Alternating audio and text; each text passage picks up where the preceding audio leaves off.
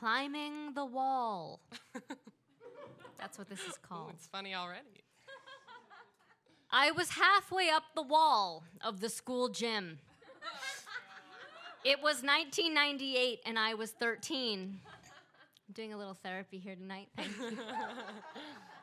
The wall was a rock climbing wall like the trendy ones that have sprung up all over New York, except instead of a bunch of med students, bankers, and the occasional artists passing through if there are free trials, my classmates were the ones who stood below me, staring up at my ass, which hung, or as one recalls, rather pertly contained itself through the harness straps as I ascended the 30-foot climb. As I passed the halfway mark, a hush fell over the class. In English and in Spanish class, I was noisy and I made myself well known. But in gym, I was just the girl running the wrong direction, the girl getting hit by the dodgeball, the girl kicking people instead of soccer balls. It happened once, but you get a reputation. Now, though, we were doing state-mandated fitness tests that required no balls or bajillion-pound lacrosse sticks, just elemental fitness and discipline. I was a dancer, and this was my first and only chance to communicate my greatness through the medium of physical education at King Philip Middle School. My body now braced against the climbing wall. I glanced left at the distant blue handhold sticking out, and I thought back to the 5 previous students I had watched as they reached for and missed this one spot. They'd each gone sailing outward off the wall, hanging in their harness above the class like assholes. I knew that my next decision would be critical. To those observing, I was a speckled gecko frozen to the wall, waiting in stillness for prey to pass. In the next opportune moment, I'd make my move. Down below me, Noble, a sweet boy in my class who struggled to live up to his name. Noble cut the hush with a stage whisper as he in the class observed my frozen, ascending body. "Oh my God," he exhaled dramatically. "She's a Buddha." Noble sent a ripple of excited laughter through the class. I eyed the constellation of hand and footholds. I did not laugh, and I did not mind being laughed at. I knew I was in peak performance territory now. And this is where the memory becomes a little bit sexual. If you've ever worn a climbing harness for the first time in your life while being 13, while ascending toward a climax, while being in front of your male peers and your female peers and having never kissed anyone and maybe being bi, but you don't know that yet and aren't even sure about it now, but you'll forgive me for having archived this as a sexual memory. The blue handhold that every other kid had missed, they had missed it because their hands were already employed by other more distant handholds and they couldn't make the reach. But I knew that I could reach it with my left leg instead of my left hand, while not forfeiting my current handholds. I extended my left leg cautiously, wondering if maybe it was against the rules of 8th grade gym to use your leg to do the job of a hand. But I could hear in the changed timbre of the silence below me that what I was doing was agreeable. Then higher still, I took my leg, so that now it was in full side extension, a la seconde, as we called it every day after school in ballet class.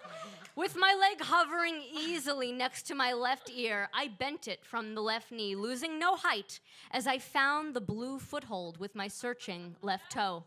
I then used my foot, then calf muscle, then full leg to propel me upward and to easily find the next handholds using barely any arm strength, which was convenient because I had none. I arrived. I had done it. The spot where everyone else had fallen. I could hear only my heartbeat as it reverberated privately between the gym wall and my open mouth. The left thigh muscle vibrated with the happy buzz of being useful. I hugged the wall at a jazzy diagonal, the result of force. The result of force from my left leg and my dominant right arm. The wall now wore me like a ladies' right to vote suffragette sash. The boys lost their minds, and the girls cheered politely. Our gym teacher was quiet at the other end of the rope down below. My fear at this point wasn't that I could not climb the wall. My fear was that I could. And that, by revealing how expertly, how maturely, and with such self-possession and inner grace I would finish climbing this wall, my cover would be blown somehow. This wasn't a 2018 leadership course for girls, mind you. This was a 1998 suburban co-ed gymnasium full of acne and confusion, where the pressure to be the best collided every hour of every day with the pressure to blend in and go completely unseen. It was one thing to be seen in social studies class doing a good job on a presentation, but to be seen as physically awakened and creatively engaged felt private and electric. I was simultaneously drawn and repelled. And the king presiding over this fermenting stew of teen climbers was Mr. Masters. He's exactly the gym teacher you're picturing. I won't even bother describing him. I'll let him rest on the laurels of the gym teacher stereotype.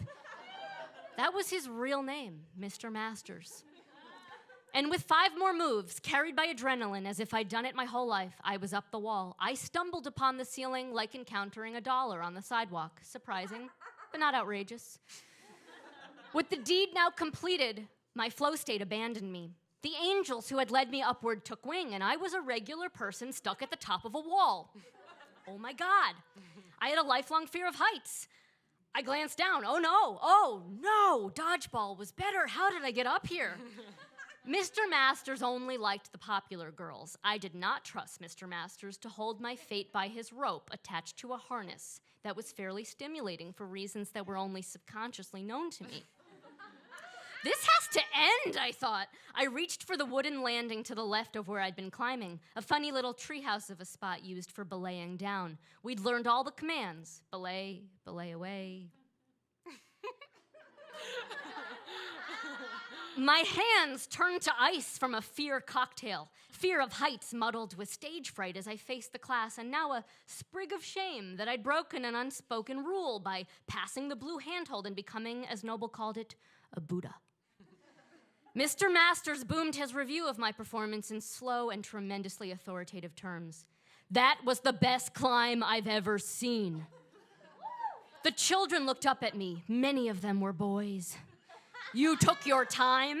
You relied on flexibility and strategy and not just strength, and you showed excellent endurance. You ready to come down? Yeah, I said. The upturned faces of my classmates looked like a fever dream from this steep angle, and I longed to be among them and to calmly take my place as if I climbed walls every day. Oh, this is going to end beautifully for me, I thought, calmed by his praise, and I set sail downward, the best climber to grace the 8th grade gymnasium, now lowering like a statue does from a crane to rest upon its pedestal. I was abruptly halted midair and shocked by the jolt like a dangerous Rottweiler choked by a chain collar. Mr. Masters, now leaning back and gripping the rope, changed his entire demeanor. I take back everything I just said. That was the worst climb I've ever seen. Do you know why? What? No. I just hung there midair, stupefied. I couldn't think past the barrage of sensations. I was a god, then I was sailing down to receive my public. Now I was suspended in midair with the mid-seam of my shorts pressed against a clitoris that I had never touched. A big man was yelling at me. I was no longer in control. You didn't give a single command, he boomed. You're lucky I wasn't looking away. You could have gone straight down and died. I hung there like an asshole of his making after the most beautiful thing we all knew that I had ever done. He lowered me now slowly, like a wilted clump of parsley. My sneakers hovering interminably above the brown floor, my feet touched down. And as I unclipped the harness, I mumbled an apology for forgetting the safety protocol we had just learned. Sometimes when self-effacing thoughts come at night and I feel like a nobody, I lie on my stomach, arms reaching up, head turned to the left. With my left leg bent high at my side, I remember how it felt to climb the impossible part of the wall in my own signature way. I fall asleep knowing that I am a Buddha, and other people saw it too. And it was scary for all of us.